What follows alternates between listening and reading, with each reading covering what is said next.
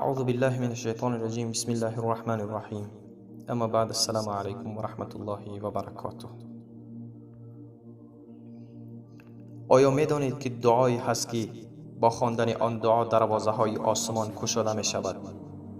دعا بسیار کوتاه و مختصر است و همه ما می توانیم حفظش کنیم، ولی خیلی آدم ها از این دعا بی‌خبرند.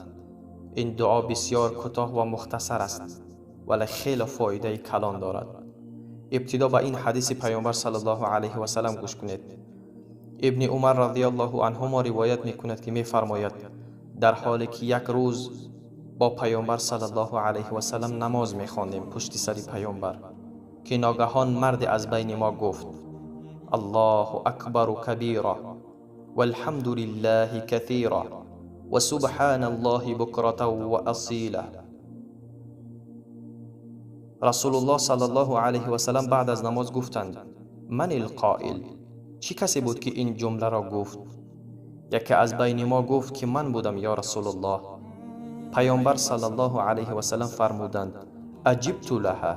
من در تعجب و در حیرت ماندم از این دعا، از این دعایی که تو خواندی. فتحت لها ابواب السماء، یعنی دروازه های آسمان گشاده شد وقتی که تو این دعا را خواندی.